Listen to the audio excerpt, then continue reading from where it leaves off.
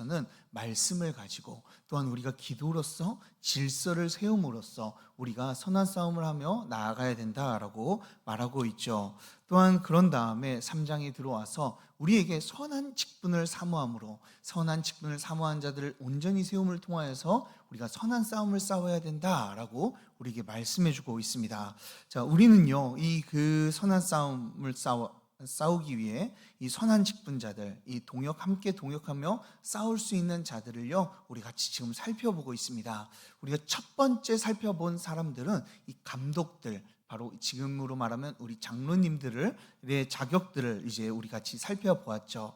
15가지의 장로님들의 자격들을 우리는 살펴보았습니다. 그것을 통하여 교회를 더욱더 바로 세우고 선한 싸움을 싸우기 위해서 더욱더 얼마나 바른 사람들을 세워야 되는지, 그리고 알맞는 사람들을 세워야 되는지를 우리 같이 한번 살펴보았죠. 그러나 이 교회는요, 감독, 즉 이 장로님들만 있는 것이 아니죠. 자, 장로님들 뿐만 아니라 누구도 있습니까? 집사님들도 있습니다. 자, 집사님들과 함께 동역하며 나가는 분들이 바로 이 권사님들이다라고 우리는 이야기할 수 있는데요. 이 집사님들, 자, 그리고 권사님들, 그 집사님들과 권사님들의 직분이 있는데, 오늘 바울은요, 이 감독에 대한 이야기를 끝내고 이제 이 집사님에 대한 이 자격 조건에 대해서 우리 같이 설명해 주고 있습니다. 지난주는요, 우리는 이 집사의 자격 요건을 우리가 살펴보기 전에는 이 집사가 누구인지, 어떤 자들이 집사인지, 그 집사의 뜻과 그리고 그들의 역할을 같이 살펴보았죠. 자, 집사의 직무를요, 한마디로 하면 목사와 장로를 도와 교회를 돌보는 역할을 하는 자들을 집사다라고 우리는 이야기할 수 있습니다. 자, 그래서 처음에는 구제와 돌봄을 통하여 사도들이 했던 지금 구제와 돌봄을 집사들이 대신하여서 맡아서 이것을 하였지만, 이제는 그것을 넘어서 교회의 전반적인 이 돌보아야 할 것들, 그리고 섬겨야 할 것들을 집사님들이 감당하며 살아가게 되는 것이죠. 자, 그래서 목사가 말씀과 기도로 전무할 수 있도록, 그것을 위해 이 교회가 바른 말씀 위에 든든히 서갈 수 있도록 우리 집사님들이 함께 봉사하며 이 섬기는 이 역할을 한다라고 우리는 지난 시간 같이 나누었습니다. 자, 목회자가 없으면요, 이 교회는 안 됩니다. 그렇지만 목회자만큼이나 중요한 것이요, 집사님이다라고 말씀을 드렸죠. 집사님이 없으면 목회자가, 또한 우리 장로님들이요, 자신의 직무를요, 그리고 하나님께서 맡겨주신 그 사명을 온전히 감당할 수 없기 때문에 그래요.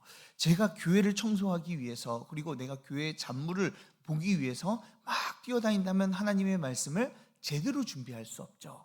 자, 그렇기 위해서 우리 집사님들이 한 가족 교회 구성원으로 각기 자리에서 충성되게 할 때, 우리 교회는요, 하나님이 기뻐하시는 교회로, 그리고 하나님께서 원하시는 교회로 말씀 위에 더욱더 세워져 나가는 줄 믿으시길 바랍니다. 그래서 저는요, 우리 교회 모든 성도님들이요, 각기 자리에서 거기서 다 포진되어 있어서, 내가 이 요구에서는 아무 걱정 없이 내가 이것을 지키겠노라고, 그리고 내가 이것 사명을 감당하겠노라고 이렇게 하게 되면요, 정말 우리 교회가 아름다워지겠다, 더욱더 아름다워지겠다라고 생각이 듭니다.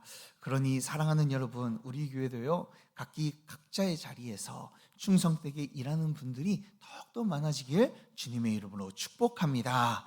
자, 여러분들을 통해서 우리 교회가 지금도 단단히 세워져 있지만 더 굳건히 세워졌으면 좋겠습니다.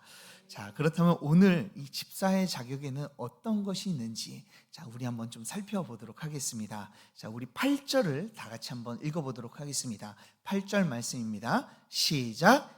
이와 같이 집사들도 정중하고 이구이연하지 아니하고 술에 인입박히지 아니하고 더러운 일을 탐하지 아니하고. 아멘. 자, 오늘 집사의 첫 번째 자격이 나오고 있습니다. 첫 번째 자격이 무엇입니까? 정중한 자들이다라고 이야기하고 있죠. 집사는요, 정중하다라는 거예요. 자, 집사의 자격으로는 이 정중해야 되는데요, 정중하다는 게 무엇일까요? 제가 매너 있게 이러세요, 이렇게 하세요, 웃으면서 이렇게 하는 것들이 좀 정중한 걸까요? 물론 이런 것도 정중한 걸 수도 있지만 좀 원뜻을 한번 좀 살펴보도록 하겠습니다. 자, 이 정중하다라는 단어는요, 원어로 셈노스라는 단어로 이렇게 사용을 합니다. 자, 셈노스라는 단어가요, 오늘 11절에서 나오는 여자들도 이와 같이 정숙하고라고 나와 있잖아요. 자, 거기에서 나오는 정숙하고도 이 셈노스라는 단어입니다.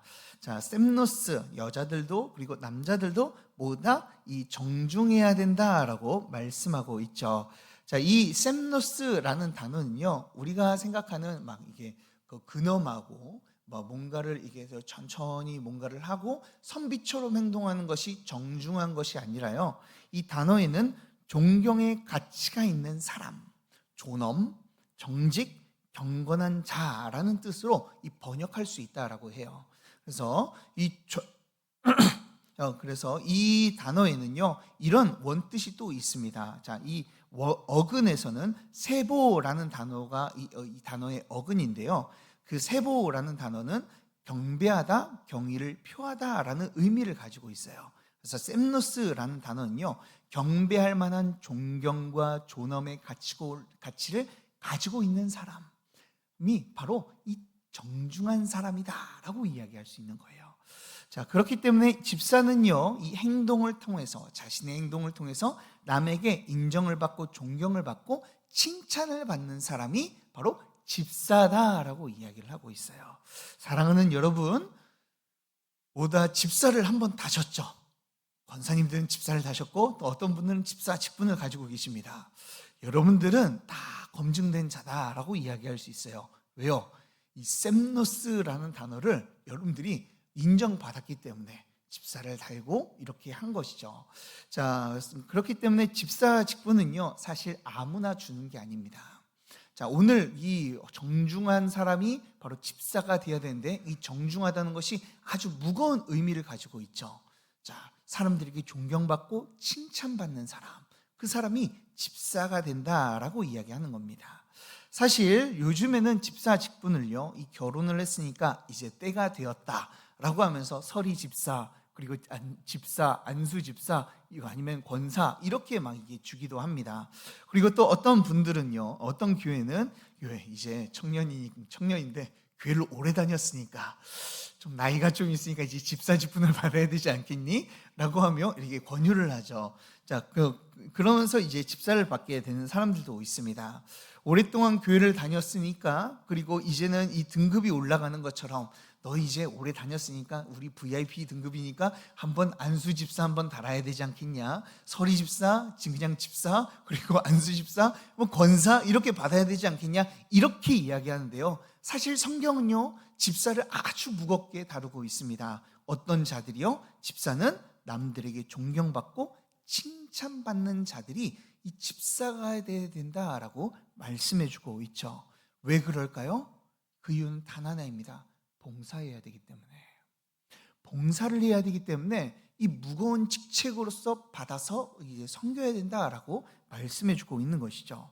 실제로 사도행전 6장을 보면요, 우리가 지난주에도 나눴지만 오늘도 한번 보겠습니다. 자, 사도행전 6장에서는 집사를 뽑는 이 내용이 나오고 있죠. 사도행전 6장을 보면요, 칭찬받는 사람 7을 택하라 라고 이렇게 명령을 해요. 자, 집사의 자격 조건이 뭐라고요? 칭찬받는 사람이라는 거예요. 자, 그렇다면은 존경받고 칭찬받는 사람은 어떤 사람이요? 존경받고 그리고 사람들에게 인정받는 사람이 칭찬을 듣는 사람이잖아요.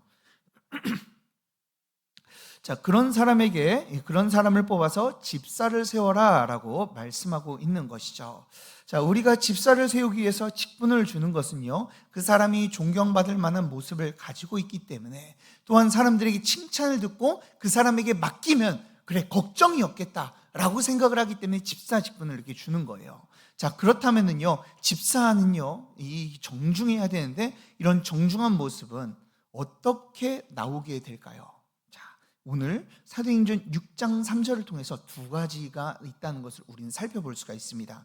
자, 사도행전 6장 3절 한번 우리 다 같이 앞에 띄어져 있으니까 한번 다 같이 읽어볼까요? 시작.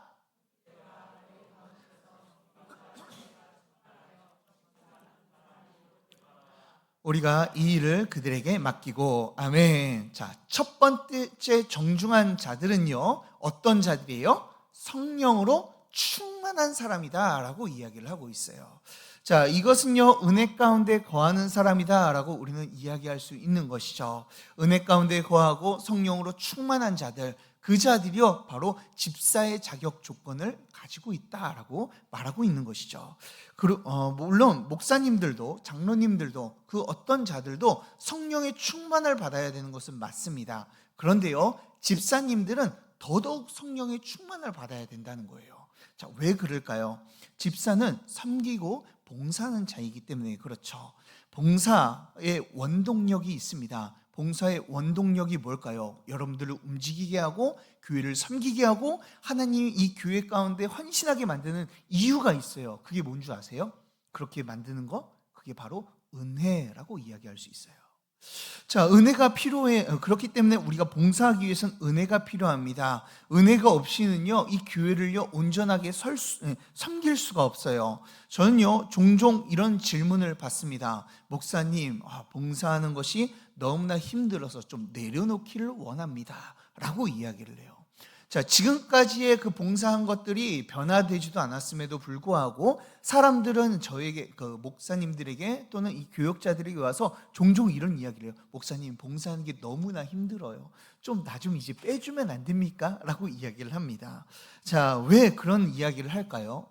실질적으로도 그들이 많은 역할을 감당하고 그리고 봉사를 많이 하기 때문에 지쳐 있어서 그런 이야기를 할 수도 있어요. 그런데요, 사실 그들이요, 힘이 부족해서, 시간이 없어서, 내 체력이 부족해서 그런 이야기를 하는 것이 아니에요. 그들에게 부족한 게 무엇입니까? 힘들어도 할 수 있고 문제 가운데서도 기쁨으로 할 수 있는 힘, 그 은혜가 없기 때문에 그런 것이죠. 성령 충만함으로 하나님의 은혜 가운데 거하면요, 우리는요, 어떤 상황에서도 기쁨으로 그 일들을 감당해 나갑니다.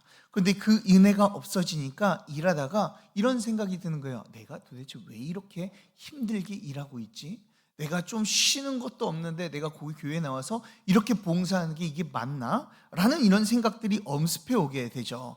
그런데요, 은혜가 있는 사람들은 어떻습니까? 자신의 쉼이 없어도, 자기가 쉴 시간이 없어도, 자기가 뭔가를 좀 이 봉사함을 통해서 좀 이득이 오지 않아도 그것을 가지고 하나님의 받은 은혜가 너무나 크기에 내가 감사함으로써 봉사하며 나아가게 되는 것이죠. 하나님께서 나를 구원하신 그 은혜, 그리고 날마다 나를 채워주시고 나를 인도해 주신 그 은혜, 그것을 알고 그것을 믿고 있기에 내가 나와서 봉사하고 내가 좀 고생하고 힘들어도 그래도 내가 하나님을 위해서 헌신하기에 내가 감사하다라고 이야기할 수 있는 것이죠. 근데 그렇게 이야기하지 못한 이유가 뭐예요? 우리 안에 은혜가 사라져버렸기 때문에.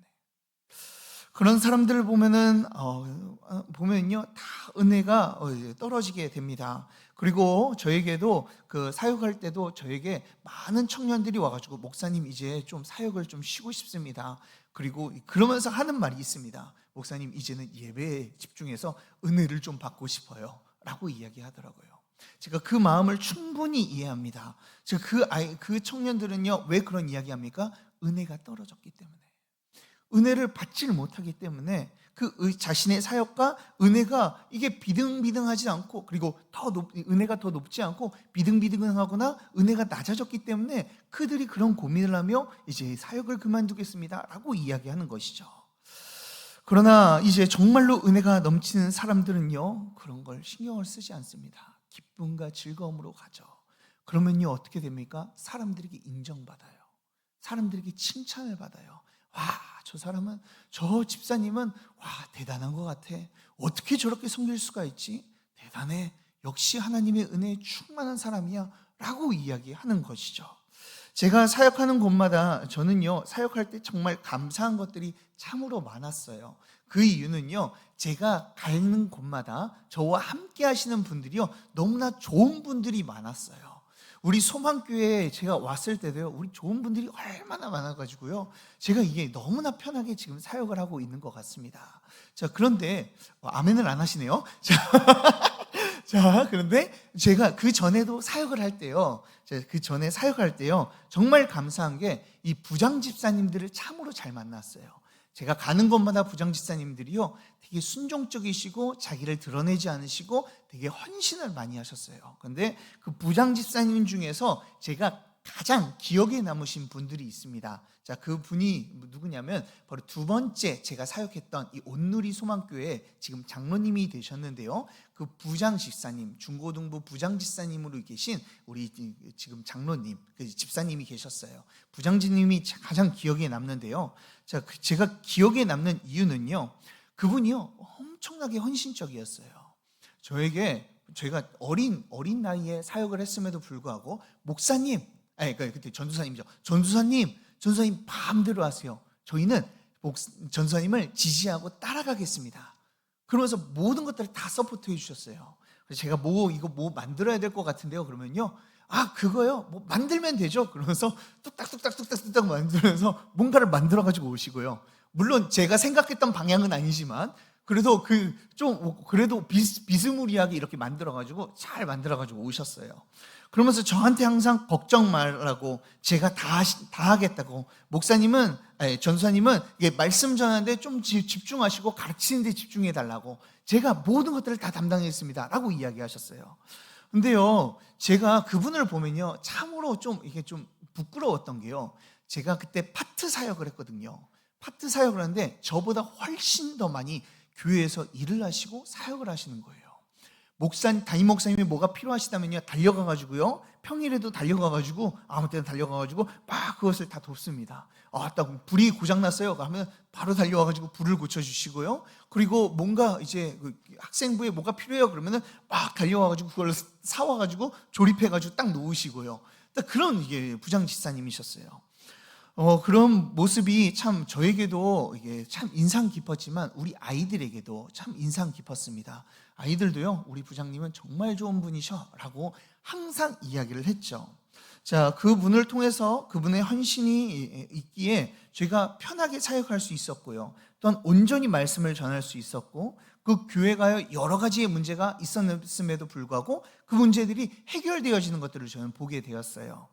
자, 그런데 어느 날 너무나 열심히 일을 하시는 거예요. 그래서 제가 부장님한테 한번 물어봤어요. 부장님, 너무나 걱정스러워서 그러는데 부장님 이게 일도 좀 더 많이 하시고 자영업을 하시는데 자영업에 좀 더 치중도 하시고, 그리고 또 이게 좀 살살 하시고 좀 천천히 하시고, 저기 교회에서 너무 이렇게 막 헌신하는 것들이 좀 걱정이 됩니다 라고 제가 이게 걱정스럽게 말씀을 드렸거든요. 그런데 그 부장님이 뭐라고 하셨는지 아세요? 그분은 항상 되게 밝으세요. 목사님, 전사님 걱정하지 마세요. 하나님께서 자영업을 하는데 채워주실 거는 채워주실 거고, 그리고 내가 받은 이렇게 큰 은혜가 있는데 이거 다 갚으려면요 이렇게 해도 모자라요 라고 하면서 거기에서 막 일을 하시더라고요. 제가 그 모습을 보면서 이 교회는 진짜 복을 받았다 라는 생각을 하게 되었어요. 사람들은요 이야기를 합니다. 칭찬은 고래도 춤추게 한다고 이야기를 합니다. 그러나 성도는요 칭찬으로 움직이는 자들이 아니에요. 성도는 하나님의 은혜로 움직이는 자들인 줄 믿으시길 바랍니다. 그렇게 봉사하고 섬기는 이 직분, 집사는요 이런 성령이 충만하여져서 은혜가 가득할 때 우리는 다른 자들이도 인정을 받고 봉사 가운데서도 더욱더 온전하게 봉사하며 나아갈 수 있게 되는 것이죠. 이것이 비단 집사님들만의 직분을 가진 자들에게 적용되는 걸까요? 그렇지 않습니다. 주님을 위해서 봉사하는 모든 사람들은요, 집사님이든 권사님이든 장로님이든 또 여기 서 있는 저희 목사이든 상관없이 이 하나님의 은혜로 충만해야 됩니다. 그래야지 하나님의 일을 할 수 있는 거예요. 그래야 불평이 안 생기고, 그리고 불만을 토할 수 있는 상황에서도 이겨내고 하나님을 위해서 일할 수 있는 것이죠. 저는요 이 자리에 나오신 이 모든 분께서 이러한 집사의 직분의 모습, 이 정중한 모습을, 성령 충만하고 은혜로운 모습을 가지고 더욱더 정말 사람들에게 칭찬을 받으며 기쁨으로 봉사하는 자들이 다 되길 주님의 이름으로 축복합니다. 자, 이처럼 이 정중한 자는요, 성령과 은혜로 충만한 자들이에요. 그렇다면 두 번째, 자, 정중한 자는 또 어떻게 정중해야 될까요? 사도행전 6장 3절 우리 다시 한번 읽어볼까요? 자, 6장 3절 다 같이 읽겠습니다. 시작.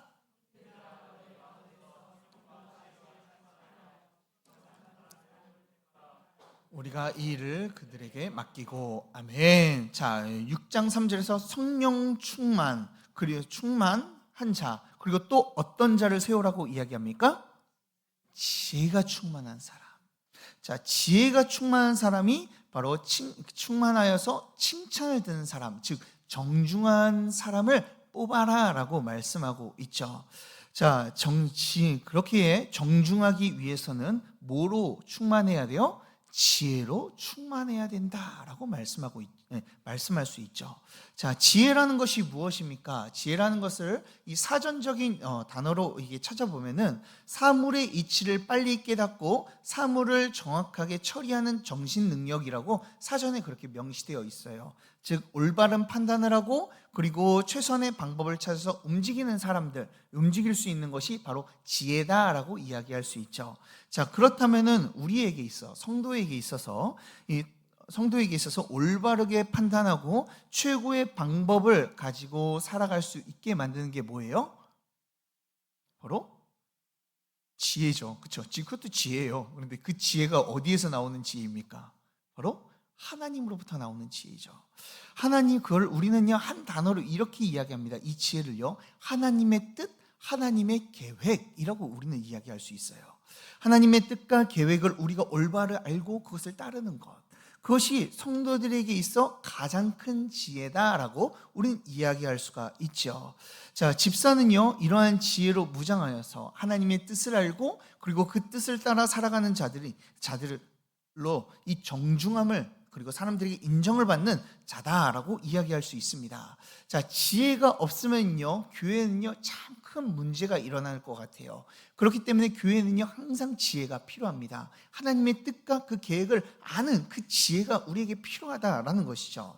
자, 교회에서 왜 싸울까요? 도대체 교회 가운데서 문제가 왜 일어날까요? 자, 첫 번째, 제가 퀴즈를 내보겠습니다. 첫 번째, 신학적인 문제 때문에 교회가 싸운다. 자, 두 번째, 김치를 담글 때 젓갈을 담을지 안 담을지 해가지고 싸운다. 몇 번일까요? 대부분 두 번째입니다. 자, 세상 사람들이 생각하는 이 교회의 싸움은요 어떻게 일어나요? 막 이 과학적인 지식과 그리고 신앙적인 지식이 충돌하여져서 그것들을 통해 가지고 열띤 토론을 하다가 막 교회가 붕괴되고 싸우는 것처럼 생각을 합니다. 또한 이 목사님의 부정직함 때문에 성도들이 들고 일어서는데 그 들고 일어선 사람들과 그리고 들고서 목사님 편에 그래도 목사님을 지키려고 하는 그 편들의 사람들이 들고 일어서서 서로 싸우는 모습을 생각을 해요. 잘못된 말씀, 잘못된 모습을 가지고 서로 싸운다고 생각을 하는데요. 사실 이런 모습은요 그렇게 극히 드뭅니다. 교회 싸움은요 신학적인 내용으로 싸우는 것은요 거의 없어요. 대부분 없습니다. 그런데 교회에서 왜 싸움을 하나요? 김장을 할 때 젓갈을 넣냐, 뭐 넣냐, 안 넣냐. 자, 그리고 양념을 많이 넣냐, 안 넣냐. 식당 봉사를 하는데 이거 많이 사느냐, 많이 안 사느냐. 적게 사느냐, 안 사느냐. 막 이러면서 싸우죠. 이번에는 뭐 닭도리탕을 해야 되는데 왜 이거를 딴 거를 사오느냐 이러면서 서로 싸우게 되죠. 자, 사실 신학적인 것과는 이제 별개의 문제로 우리는 참 많이 싸우는 것 같아요. 교회 안에서 개개인의 취향과 고집 때문에 우리는 서로 싸우게 되는 것이죠. 어떤 사람은 좀 더 아끼려고 하는 사람과 어떤 사람은 좀 더 써가지고 풍족하게 하려는 사람, 그런 사람들 때문에 싸우게 되는 거예요. 서로의 개인의 개성 때문에 우리는 싸우게 되는 것이죠. 그런데 여기 안에서요 하나님의 뜻을 모르면요 진짜 싸우게 돼요. 하나님의 뜻이 무엇입니까? 하나님은요 우리가 서로 사랑하며 섬기는 것이요 하나님의 뜻이에요. 그래서 한 마음 한 뜻으로 성령이 한 공동체로 만든 것, 한 지체가 되어서 영가족이 된 것을 가지고 우리가 사는 것이요 하나님의 뜻이라는 거예요. 다른 것이 아니죠. 그런데요 하나님의 뜻을 알면요 어떻게 할 수 있어요? 이 하나 되는 것을 힘써 지키는 거라면, 서로 사랑하는 거라면 어떻게 할 수 있습니까? 거기 안에서 내가 좀 한 발 물러설 수가 있어요. 뭐 김장할 때 고춧가루 좀 많이 넣을 수도 있지. 그래. 이러면서 이해하며 넘어갈 수도 있죠. 그런데 이 하나님의 뜻을 알면요, 자신의 주장을요 좀 굽힐 수 있습니다.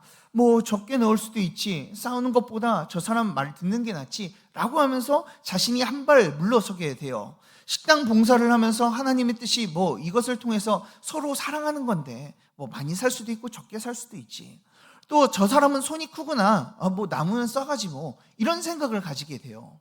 그리고 부족하면요, 와, 뭐 또 사오면 되니까 좀 적게 한번 좀 사볼까, 이런 생각을 가지게 되는 것이죠. 그런데요, 이렇게 생각을 하게 되는 것이죠. 이런 모습들이요 뭐예요? 하나님의 뜻을 따라서 움직이는 거기 때문에 진짜 지혜로운 행동이에요. 싸움을 만들지 않고 분열을 일으키지 않거든요. 그런데 지혜롭지 못하면 어떻습니까? 하나님의 뜻을 생각하지 못합니다. 내 주장을 펼치는 거예요. 그래서 내 말 좀 들으라, 왜 내 말을 듣지 않느냐, 다투고 언성을 높이게 되죠. 어떤 교회는요, 저기 있는 그 드럼을요, 여기에다 넣을지 여기에다 넣을지 그것을 가지고요 1년 내내 싸웠다고 이야기를 해요. 그게 뭐가 중요합니까? 사랑으로서 우리가 예배를 잘 드리고 우리가 함께하면 잘 되는 거 아니겠습니까? 그런데 지혜롭지 못하면 어떻게 돼요? 그거 가지고 싸우는 거예요.